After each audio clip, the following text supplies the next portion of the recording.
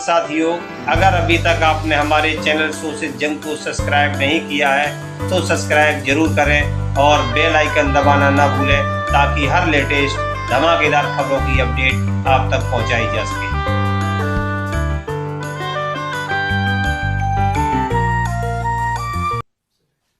नमस्कार। अभी 2-3 दिन पहले केंद्र सरकार ने सीए का कानून पास किया था। कल मैंने एक प्रेस कॉन्फ्रेंस करके ये समझाया कि सीए कैसे देश के लिए बेहद खतरनाक कानून है और इसे वापस लिया जाना चाहिए। आज सुबह माननीय गृह मंत्री श्री अमित शाह जी ने, जो कल मैंने प्रेस कॉन्फ्रेंस की थी उसके ऊपर उन्होंने बयान जारी किया है, उसी का जवाब देने के लिए मैं आज आपसे मुखातिब हो रहा हूं। मैंने उनका बयान सुना, माननीय गृह मंत्री जी का। अपने पूरे बयान में जो प्रश्न मैंने कल उठाए थे उसका किसी भी एक भी प्रश्न का उन्होंने जवाब नहीं दिया। उन्होंने केवल मुझे गाली गलौज किया है, केजरीवाल भ्रष्ट है, केजरीवाल ये है, केजरीवाल ऐसा है, केजरीवाल वैसा है। मुझे छोड़ दीजिए, मैं इंपॉर्टेंट नहीं हूं, देश इंपॉर्टेंट है, देश के 140 करोड़ लोग इंपॉर्टेंट हैं, उनकी बात करते हैं। मैं आपसे पूछना चाहता हूं कि आज हम पूरा देश मिलके, सारी सरकारें मिलके अपने देश के बच्चों को रोजगार देने में असमर्थ हैं। जो इतनी भारी संख्या में बाहर से आप पाकिस्तान, बांग्लादेश के लोगों को हमारे देश में लाके बसाना चाहते हो, उनको नौकरियां कहां से दोगे? उनके लिए नौकरियां कहां से आएंगी? पहले अपने बच्चों के लिए तो नौकरी का इंतजाम कर लो। ये मेरा कल मूल प्रश्न था। उनके लिए घर कहां से आएंगे जो आप इतनी बड़ी संख्या में पाकिस्तान से, बांग्लादेश से लोगों को लाके अपने देश में बसाना चाहते हो, माइग्रेशन करवाना चाहते हो? वो उनके लिए घर, उनके लिए नौकरियां, उनके लिए संसाधन कहां से आएंगे? अपने देश में इतनी गरीबी है, अपने देश में ऑलरेडी लोगों के पास नौकरियां नहीं है, घर नहीं है, उनको कहां से लाके बसाओगे? आजादी के बाद काफी बड़े स्तर के ऊपर माइग्रेशन हुआ था। बहुत सारे लोग भारत से पाकिस्तान और बांग्लादेश गए थे और बहुत सारे लोग वहां से इधर आए थे। अब जो ये माइग्रेशन इस सीए की वजह से होने वाला है, ये उससे कहीं ज्यादा बड़ा माइग्रेशन होने वाला है। पाकिस्तान, बांग्लादेश, अफगानिस्तान, इनका कहना है कि सीए के तहत इनके अल्पसंख्यक जो हैं वो अगर भारत में आके रहना चाहेंगे तो उन्हें उस बात की मंजूरी दी जाएगी, उन्हें हमारे भारत की नागरिकता दे दी जाएगी। इन तीनों देशों में मिला के लगभग 2.5 से 3 करोड़ अल्पसंख्यक रहते हैं। पाकिस्तान, बांग्लादेश और अफगानिस्तान में मिला के लगभग 2.5 से 3 करोड़ अल्पसंख्यक रहते हैं।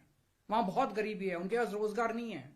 भारत में आना और भारत की नागरिकता मिलना उनके लिए तो बहुत बड़े सपने की तरह है। और अगर हमने भारत के दरवाजे खोल दिए, इतनी बड़ी संख्या में लोग आने वाले हैं जिसकी हम कल्पना भी नहीं कर सकते। इन 2.5-3 करोड़ लोगों में से अगर 1-1.5 करोड़ लोग भी आ गए तो कहां बसाया जाएगा उनको? क्या करेंगे उनका? ये मेरा प्रश्न था माननीय गृह मंत्री जी, जिसका जवाब आपने नहीं दिया। आपका यह कहना है कि 2014 से पहले के लोगों को, जो आ चुके 2014 से पहले, उनको बसाया जाएगा। मैं आपसे पूछना चाहता हूं, 2014 के बाद आना बंद हो गया? 2014 के बाद भी आ रहे हैं, अभी तक आ रहे हैं, रोज आ रहे हैं। तो अभी तक 2000 जो इलीगल माइग्रेंट आते थे, जो घुसपैठिए हमारे देश के अंदर आते थे, वो डरते थे कि अगर आ गए तो हमें निकाल देंगे, हमें पकड़ लेंगे, हमें जेल में डाल देंगे। उन्हें डर रहता था क्योंकि वो इलीगल थे। अब आप ये कानून लाके उनको लीगल बना रहे हो, अब उनका डर खत्म हो जाएगा। पूरे तीनों देशों के अंदर अब मैसेज ये है कि भारत सरकार अब जो है इन तीनों देशों के घुसपैठियों को लीगल करने जा रही है। तो ये 2014, आज आप 2014 वालों की बात कर रहे हो, कल आप 2019 के पहले वालों की बात करोगे, फिर ये डेट एक्सटेंड करके 2024 कर दोगे, क्योंकि घुसपैठिए तो आ ही रहे हैं। आपने रोहिंग्यों की बात की, ये तो आप ही के टाइम में आए थे, ये तो 2014 के बाद आए हैं सारे रोहिंग्ये। कैसे आए ये?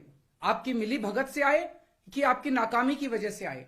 पूरे देश में कहां कहां आपने रोहिंग्यों को बसा रखा है?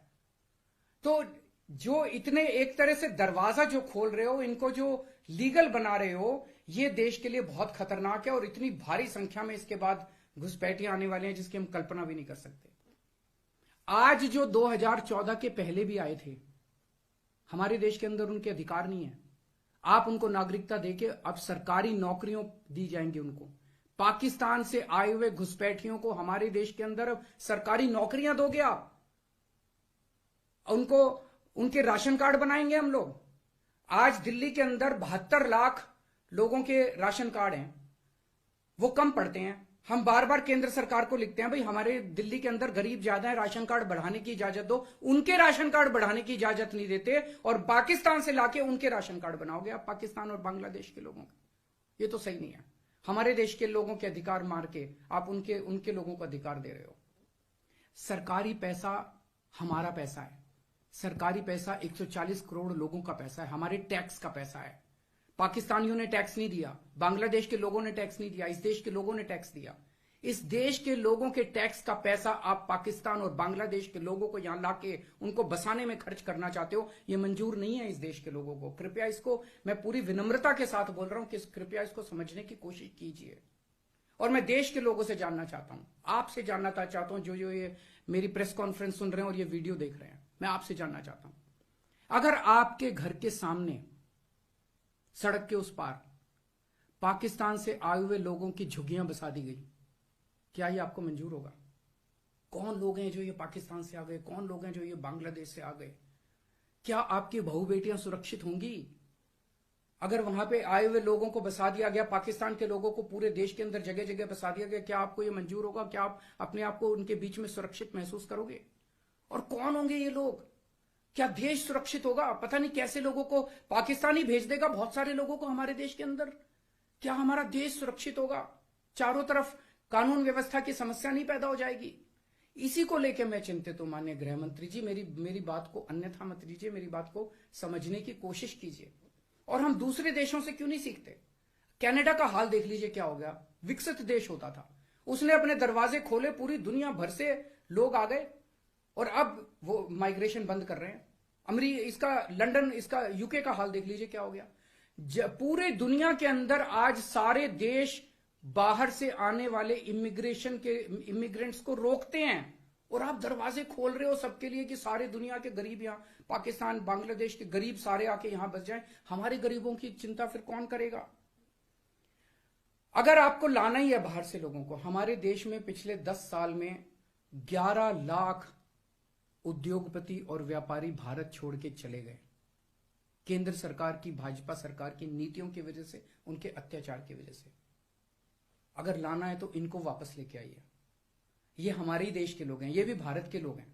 ये 11 लाख लोग देश को छोड़ के चले गए, ये वापस आएंगे। ये अमीर लोग हैं, इनके पास पैसा है, ये आएंगे, फैक्ट्री लगाएंगे, दुकानें खोलेंगे, व्यापार करेंगे, लाखों बच्चों को रोजगार देंगे। इनको लेके आइए ना, पूरा देश आपका साथ देगा। पर पाकिस्तानियों को और बांग्लादेशियों को हमारे देश के अंदर लाके अगर आप बसाएंगे, ये देश को मंजूर नहीं है। नमस्कार।